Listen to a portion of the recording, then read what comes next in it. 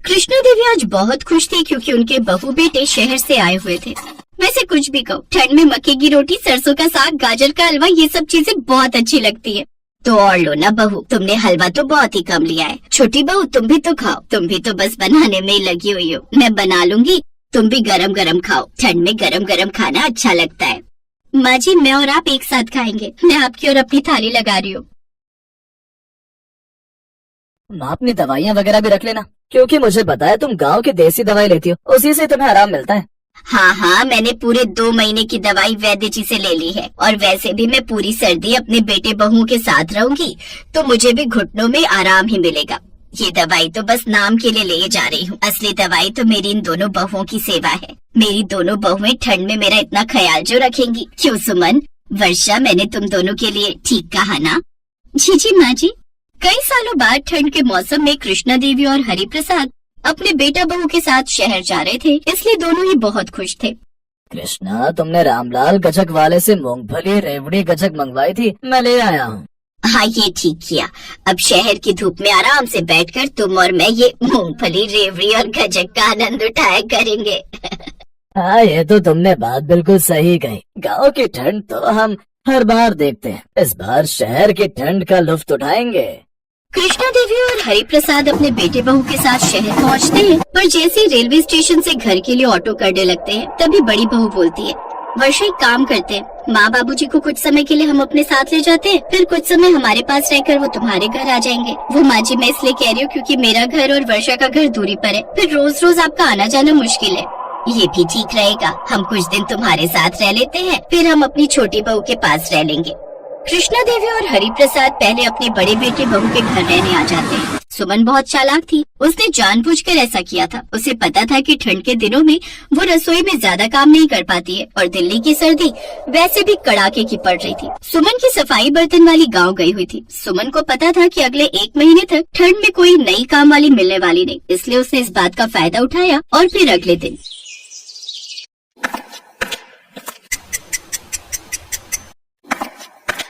कृष्णा, सुबह सुबह इतनी ठंड में तू रसोई में क्या कर रही है?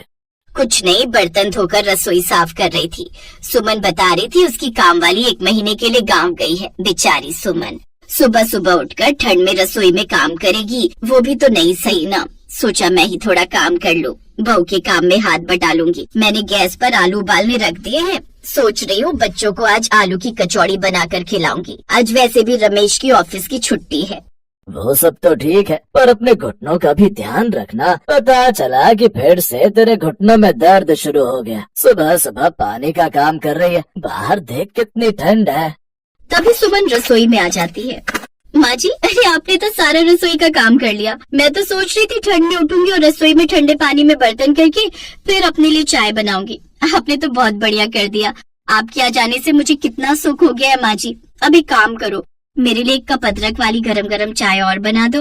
माँ जी, आपने जैसा गाजर का हलवा गांव में खिलाया था ना, अब बिल्कुल वैसा ही बना देना। बाबूजी, आप ना बाजार जाकर गाजर खरीद लाना, माँ जी हलवा बना लेंगी।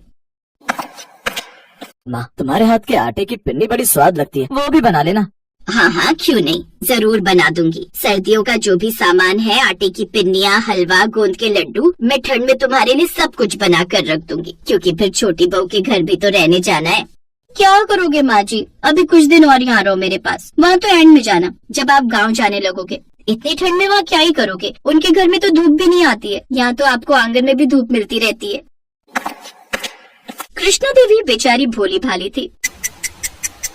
अकेले कृष्णा देवी ने ढेर सारा गाजर का हलवा भी बनाया और पिन्नी लड्डू भी बनाए। अब तो सुमन को अपनी सास की मानो आदत ही हो गई थी। वो जब देखो भरी ठंड में अपनी सास से कुछ न कुछ खाने का बनवाती रहती थी, और खुद वो एक काम करके राजी नहीं थी। एक दोपहर 60 साल की बुजुर्ग कृष्णा देवी ठंड में रसोई में सारा काम करके नाश्ता बना रही थी और सुमन नाश्ता खा रही थी। तभी कृष्णा देवी का छोटा बेटा और बहू वर्षा आ गए। उन्होंने जब ये नजारा देखा तो वर्षा से रहा नहीं गया और वो बहाने से अपनी सास से बोली, माँ जी, वो मैं सत्यनारायण भगवान की कथा करवा रही हूँ, इसलिए आपको लेने आई हूँ। आज इनकी छुट्टी थी तो कार से ही आ गए।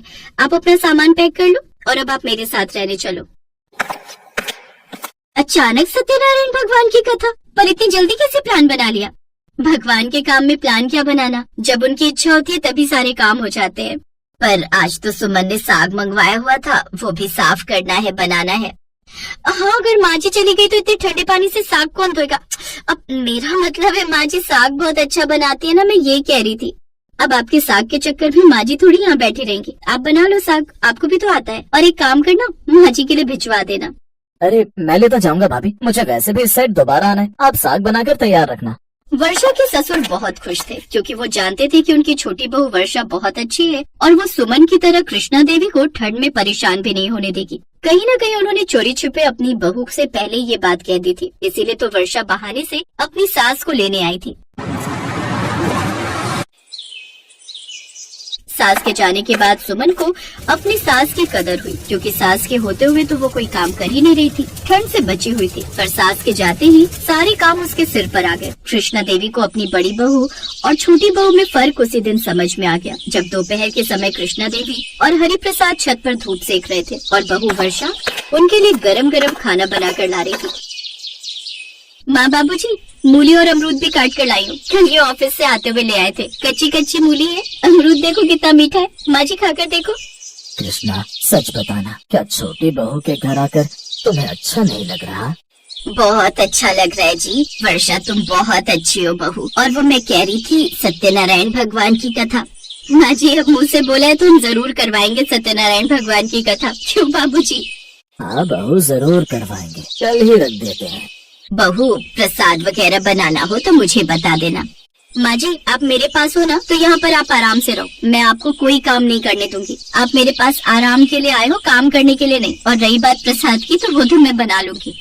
छोटी बहू वर्षा की बात सुनकर कृष्णा देवी की आंखों में आंसू आ गए। सच ही तो है, हमारे बड़े हमसे और क्या चाहते हैं, बस अपनापन और प्यार। वो हमारे लिए इतना कुछ करते हैं, वो भी बिना किसी स्वार्थ के। तो हमें भी अपने बड़ों की सेवा निस्वार्थ भावना से करनी चाहिए, यही अच्छे संस्कारों की पहचान है।